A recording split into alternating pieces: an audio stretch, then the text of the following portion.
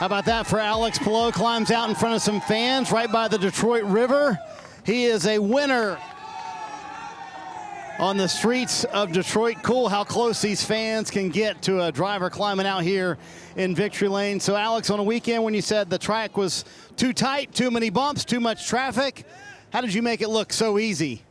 Oh man, the number 10 Ridgeline Lubricants car was on point today. Honda gave us everything we needed with fuel mileage and all the power, so super proud of the job we did. Was tricky at the end, man, with those tires. Couldn't really get into temperature, but super proud. Barry Wanzer comes in with a hug. Awesome. Yeah, so talk to me about those final few restarts. How worried were you? Because power got by you on one of them when you had that gearbox issue. Yeah, I mean, we had an issue that probably was my fault, but then it got stuck there. Couldn't really upshift. The boss, Chip Ganassi, comes in as well. And then he was on alternate, so I couldn't really get into temperature. So yeah, proud that we got it back and that we got another win this year. You are now plus 51 in the championship standings. Is this starting to feel like your championship year, Alex? No, not yet. It's too early. I mean, I wish we could say that, but yeah, we'll keep focused on next few races. There's a few that I really love coming now, so yeah, we'll keep on pushing. Were you carrying a little extra motivation after what was a very frustrating 500 when you felt like you had the car to beat this weekend? Yeah, sure. I mean, I wasn't really frustrated. It's Indy. We know how difficult it is to win, so I was proud that we made a huge comeback, that we had one of the best cars, if not the fastest. So happy that we're now on victory lane again. Alex Palou, dominant here on the streets of Detroit, gets his second win in the last 3 races, Dave. Marty checking in now with Alexander Rossi. He's been talking it over with the crew. It was a day that went from 13th to 5th, and then 5th to 2nd, and then 2nd back to 5th with a little, I'd say, aggressive driving from you and your teammate out there. How do you see it? Yeah, I mean, I think we got given those spots kind of on that third to last restart, so we kind of inherited second and then kind of ended up back where we started. So it was a good day overall. You know, I think the pace was good. I think the team did an amazing job in pit lane. The strategy was right. I'm happy with everything. So yeah, we'll take on our top 5 and move on to Road America. So you're the new guy there, McLaren. Did you feel like that was good racing with Felix? We'll discuss it internally. Very good. Understand. It's a day that saw a lot of action out there in this one between teammates, Marty. Let's chat with Felix Rosenqvist about that same situation. Alex said we'll discuss it internally. Your take on your move on Alexander Rossi. We kind of ran him wide. Was it fair racing in your opinion?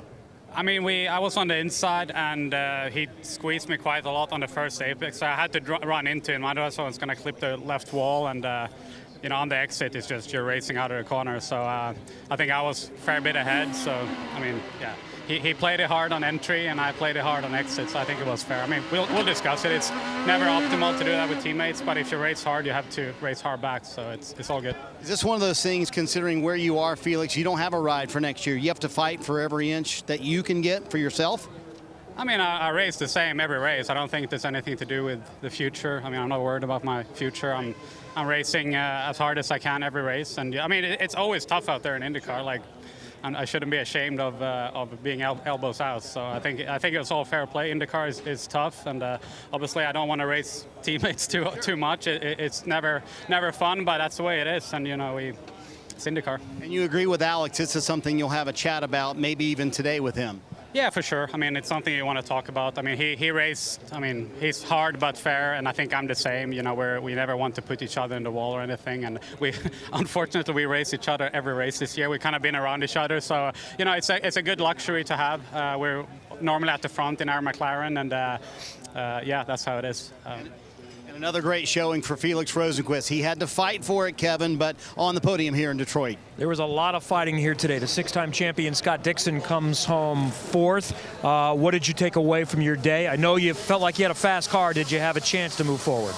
Yeah, I definitely think the PNC Bank number 9 was probably the quickest car, to be honest. You know, it was so easy to stay close. We could kind of close gaps when we needed to, but you know, track position was key, and we had to burn a lot of OT, especially on the first few laps. Obviously, on the green tire there that was wearing out, and trying to keep people behind. And then the first pit stop exchange, we pitted early, and then obviously had a lot of overlap going on. So, yeah, with the 12, you know, sorry to him for collecting him. You know, I think he kind of paid back with the dive bomb into 5, which, you know, whatever.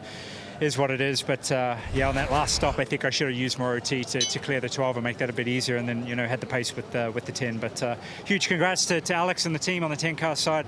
They've been super fast and drove super well today. So it was definitely hairy there at the end, man. There are always a lot of unknowns with the new event, especially a street course. What did you take away from this? What did you think? It's wild, man. I had a lot of fun. The car was super difficult. The track was difficult. I like to call it, had a lot of character.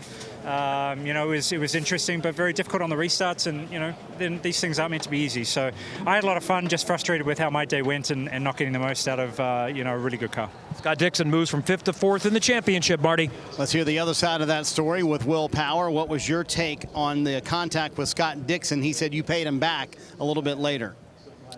The contact, yeah, I didn't even know he was there. I feel bad if it affected his race. I was on the outside. I was going to cut back to try and get Palou in the next corner, and then obviously I felt the contact. I'd like to see it. Yeah. I didn't want that. Oh yeah, that's okay. Yeah, that totally. Yeah, he just went in deep, and it is slippery there. Got into me. I thought it was over then because I couldn't get out of neutral. But then I made sure I got back up the inside of him the next one. Yeah, great day. I did everything I could to get Palou. I just couldn't. He's too quick, man. Too good today. Talk to me about all those restarts, Will. Were you thinking with each one, I'm going to try something different? Certainly something's going to work. That second one where Dixon got into me, I'd already showed Palou my trick to throw it back down the inside, so I figured he's going to cover there. So I was kind of I didn't know exactly what to do there. I kind of committed to the outside to cut back, and then didn't think someone would get into me. But that's racing, man. This is IndyCar right now. It's so tough, and I'm just so grateful and blessed to do this for a living. And there's never a day where you can complain about this, no matter where you finish, even if you don't finish. It's a great job. I have to ask you about your new best friend, Flava Flav. I mean, he was literally across from your pit stall all day long, hanging over the railing, trying to cheer you to victory. There he is right there cheering you on. That is the highlight of the weekend. Flava Flav wearing my shirt, man. And he came on the truck on the parade lap. And like the people back in Toowoomba, my friends are like, dude, just quit racing now. You have made the top. We all used to listen to Public Enemy, and they would never believe that I would actually be hanging out with Flava Flav. That is nuts. I got to tell on you, he told Tim Cindric yesterday, you have one job this weekend, and it's to get Flava Flav over here to hang out with me. He not only hung out with you, now he's the biggest Will Power fan on the planet. Yeah, I'm going to have to go to Vegas and hang out with him. I have to go out, and maybe we'll do a rap together. Hi folks, Lee Diffie from NBC Sports here. If you truly enjoyed what you just watched, you can get more news, interviews, and highlights by subscribing to the Motorsports on NBC YouTube page. You can get it all, so go for it.